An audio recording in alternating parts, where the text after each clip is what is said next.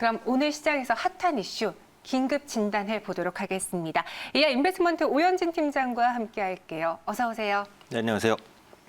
네, 안녕하세요. 지금 시장에 이슈들이 막 쏟아지고 있어요. 우선 네네. 해외로 봤을 때는 양회도 있고 국내로 봤을 때는 정책들이 있는데 어제 또 갑자기 추가된 정책이 있죠. 바로 오늘의 뉴스입니다. 한번 함께 보시죠. 그린 뉴딜이라는 내용인데 오늘 이 관련주들이 크게 들썩이고 있어요. 그린 뉴딜. 먼저 첫 번째로 친환경 에너지 관련주와는 어떤 연관이 있는지 이를 한번 점수로 여쭤볼게요. 친환경 에너지 연관성은 어떤가요? 네, 점수 드리면 한 70점 정도 드렸습니다. 진짜 수혜주를 찾기가 좀 어렵다 이렇게 말씀드리겠습니다. 나름 그래도 점수는 높은 것 같은데 진짜 네네. 수혜주는 찾기 어렵다라고 평가해 주셨거든요. 오늘 뭐 풍력 에너지라던가 신재생 에너지주들 상승하고 있는데 왜 진짜 수혜주가 찾기 어려운 건가요?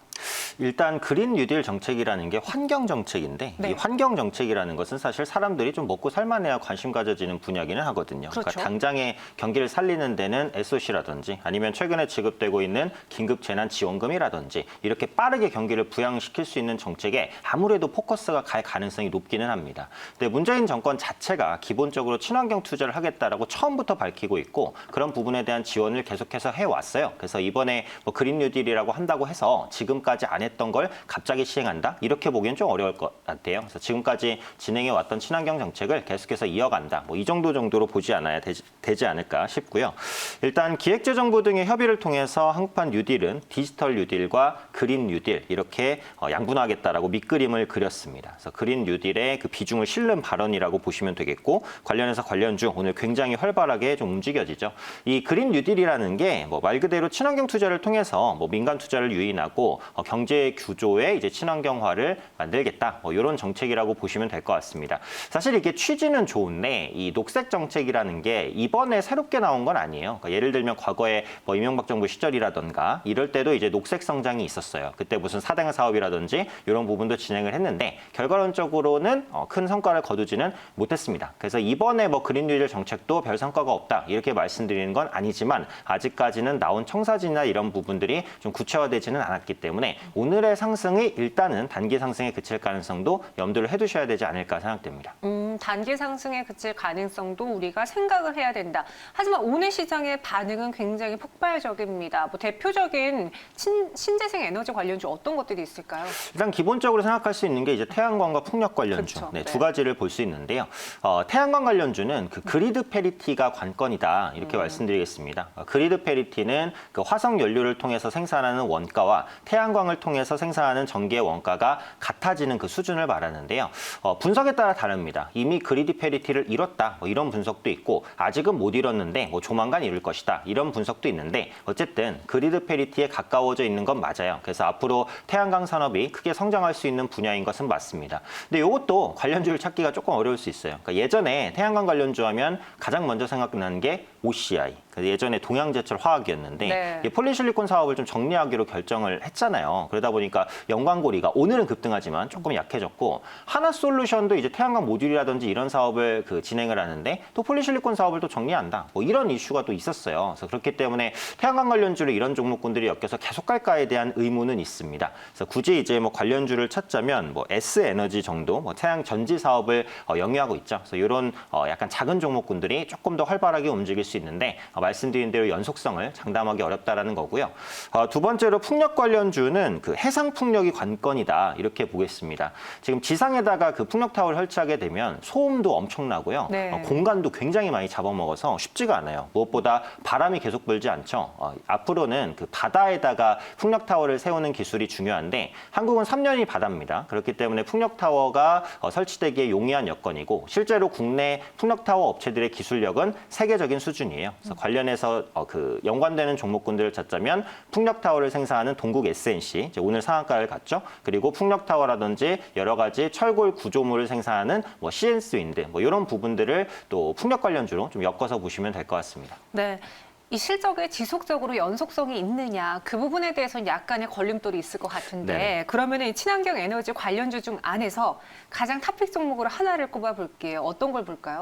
네, 그래서 저는 이제 풍력 관련주 중에서 CS 윈드를 좀 말씀드리고 싶은데요. 네. 사실 문재인 정부에서 말했던 그린 뉴딜과는 약간 별개로도 성장할 수 있는 종목이기 때문에 말씀을 드리고 싶습니다. 네. 앞서 언급드린 대로 그 풍력타워 관련주라고 보시면 될 것 같아요. 그래서 코로나19에도 불구하고 수주가 상당히 좋았습니다. 그래서 연간 수주 목표치가 7억 달러였는데 지금 4월까지 4억 달러를 넘게 수주하면서 수주 목표의 60%를 이미 달성했어요. 그래서 연말까지 목표치를 충분히 채우고도 남을 것이다라고 보고 있고 그 주 고객사가 베스타스입니다. 그래서 글로벌 1위 풍력 터빈 제작사인데 1분기 수주가 전년 대비 10% 정도 증가를 했어요. 그래서 CS 윈드의 실적도 같이 한번 견인될 수 있을 것이다라고 보고 있고 이 종목이 평균 PER이 한 15배 수준에서 계속 움직였는데 최근에 11배까지 떨어졌습니다. 이게 떨어진 이유가 당연히 이제 실적이 좋아지기 때문이겠죠. 그래서 앞으로 전고점을 뚫고 좀 상승해 나갈 가능성 충분히 있다라고 판단하고 있습니다. 네, 가격 전략 이어서 들어볼게요. 네, 기술적으로 보시면 그 저점을 찍고 꾸준하게 올라갑니다. 그래서 20일 이평선을 타고 있고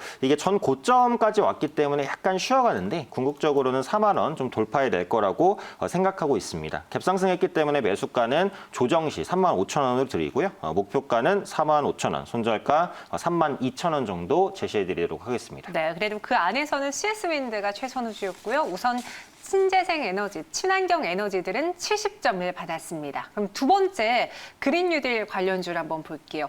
아마 이 산업은 워낙 막강하기도 하고 네네. 앞으로 우리가 짊어지고 가야 될 미래이기 때문에 점수가 높지 않을까 싶은데 친환경차와의 연관성은 어느 정도일까요? 네, 그래서 이건 좀 높게 90점을 드렸고요. 네. 성장 랠리는 계속된다라고 말씀드리겠습니다. 90점. 사실 그린 뉴딜이라는 정책 아니어도 잘 갈 수 있는 산업이잖아요. 그렇죠. 거기서 이제 좀 포커스가 있을 것 같아요. 일단 정부가 그 전기차와 수소차 지원 정책을 확대를 하고 있잖아요. 그러니까 국내에서는 전기차 보조금을 많이 줍니다. 글로벌 국가보다. 그래서 지금 싱가포르, 프랑스 다음으로 전기차 보조금이 높은 수준이고요. 앞으로도 지원금을 계속해서 확대시킬 것 같아요. 특히 전기차 충전소는 전국에 1만 곳 이상이 몇 년 전부터 확보가 돼 있습니다. 맞아요. 그래서 인프라가 있기 때문에 지금 성장할 수 있는 여력이 좀 충분해졌다라고 보시면 될 것 같고요. 또 양회가 있죠. 오늘 이제 시작이 됐는데 전기차라든지 친환경 육성 정책 방안 양회에서 분명히 언급이 될 겁니다. 그래서 중국 같은 경우도 환경 공해나 이런 부분들이 심각하기 때문에 결국은 전기차 육성 정책을 계속해서 펴나갈 수밖에 없다라고 보고요. 수소차도 마찬가지예요. 그래서 앞으로 수소차 부분도 이제 성장성은 높다라고 봅니다. 다만 이제 수소차는 인프라가 좀 부족해요. 전국의 충전소가 50곳 정도밖에 안 되는데 이 인프라 설비를 확충하려는 노력을 또 본격적으로 할 것이기 때문에 또 수소차 관련주도 꾸준하게 좀 움직일 수 있을 것이다라고 판단하고 있습니다. 크게 전기차, 수소차로 나뉘어지는데 정말 이 분야야말로 옥석 가리기가 좀 힘든 것 같아요. 워낙 네네. 종목이 많고 정보들도 쏟아지기 때문에 뭘 봐야 될지 모르겠거든요. 주로 어떤 종목들이 거론되고 있나요? 역시 이제 전기차 관련주 하면 2차 전지 업체를 빼놓을 수 없는 게 그러니까 그렇죠. 전기차를 만들 때 가장 원가가 많이 들어가는 데가 2차 전지예요. 그러니까 당연히 네. 가장 고성장을 보인다라고 볼 수 있을 것 같고 그걸 또 이제 나눠볼 수도 있습니다. 그래서 2차 전지의 구성 요소, 양극재, 음극재, 전해질, 분리막 많이 들어보셨을 것 같은데 그중에 양극재가 원가 비중이 30% 이상으로 가장 높습니다. 그러니까 기본적으로 생각해 보면 양극재 관련된 기업이 실적이 많이 좋아지겠구나. 네, 이렇게 이제 생각을 해주셔도 좋을 것 같아요. 그래서 관련 기업으로는 이제 에코프로비엠, 포스코케미칼, LNF 네, 이런 종목군들이 있고요.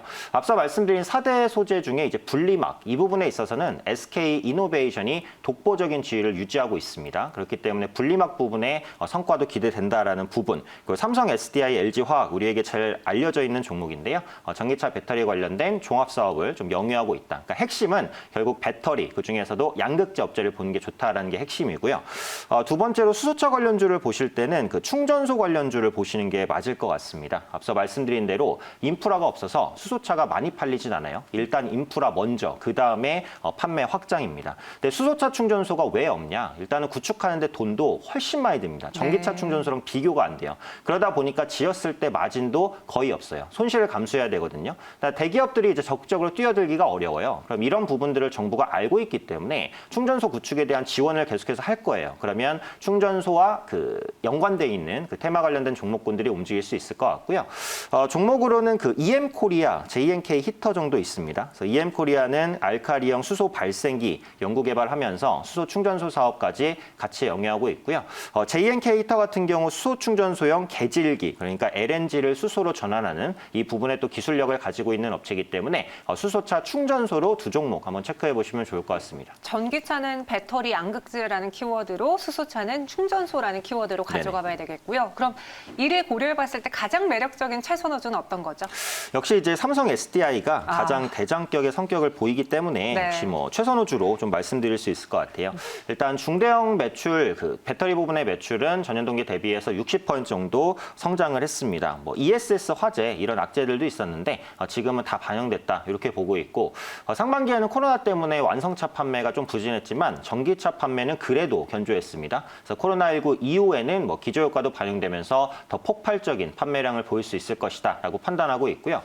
삼성 SDI는 중대형 배터리 말고 그 소형 배터리 사업도 영위하고 있습니다. 그래서 많이 들어가는 게 스마트폰인데 그 갤럭시 S20라든지 스마트폰 판매가 잘 될 수는 없었죠. 하지만 하반기에는 수요가 또 폭발적으로 개선될 수 있습니다. 이미 갤럭시 S20라든지 뭐 이런 그 스마트폰 잘 팔리고 있고 아이폰도 새로 나왔죠. 그래서 이런 부분들이 소형 배터리 부분의 실적도 개선시킬 수 있기 때문에 소형 그리고 중대형 배터리 부분이 모두 좋다 이렇게 말씀드리겠습니다. 네, 가격 전략은요? 네, 기술적으로 역시 그 우상향을 타고 있죠. 앞서 말씀드렸던 CS 윈드와 좀 비슷한 차트라고 보는데요. 네. 전고점 구간 매물대 돌파 여부가 관건입니다. 그래서 전고점이 35만 원이니까 지금 매수하는 것보다는 차라리 고점을 돌파할 때 고가에서 매수하시는 게 나을 것 같아요. 그래서 매수가는 35만 원 이상으로 말씀을 드리고요. 목표가는 40만 원, 손절가는 32만 원 설정해 보겠습니다. 매물벽을 확실히 뛰어넘느냐 보고 그때 좀 들어가자. 네네. 매수가는 35만 원 이상으로 제시했습니다. 이어서 세 번째 관련주 한번 뽑아보죠. 이번에는 자전거주가 오늘장 오르길래 혹시나 이것도 그린뉴드의 수혜주일까 연관성이 있을까 꼽아봤거든요. 어때요? 점수 높게 주실 수 있나요? 점수는 이제 그렇게 높게 드리기는 어렵고요. 네. 70점 정도 드리겠습니다. 한 줄 코멘트는 이제 인프라가 좀 부족하다. 네, 요 관점입니다. 인프라가 부족해. 지금 자전거는 일반 자전거보다 앞으로 전기 자전거 그리고 전동 킥보드 이쪽으로 좀 초점을 맞춰야 되죠? 그렇죠. 네. 그런데 이제 그 부분이 얼마나 잘 팔릴지 그걸 모르겠다. 이제 이 부분이 문제인데 네. 말씀해주신 대로 일반 자전거 판매는 많이 둔화가 됐습니다. 그리고 마진도 적기 때문에 산악 자전거, 뭐 전기 자전거 뭐 이런 쪽으로 계속 포커스를 맞추는 게 맞다라는 관점인데요. 물론 이제 계절적인 수혜는 조금 있을 수 있어요. 그러니까 여름철이기 때문에 상대적으로 자전거를 타기에 좀 괜찮은 계절이 오는 것이고, 코로나19 때문에 자전거 판매가 좀 증가한 것도 맞습니다. 그러니까 대중교통을 피할 수 있기 때문에 비대면에 좀 더 유리하다라는 관점에서 자전거에 대한 판매가 개선되기로 했는데, 이게 코로나19 이후까지 이어질까? 이 부분에 대한 의문은 있고요.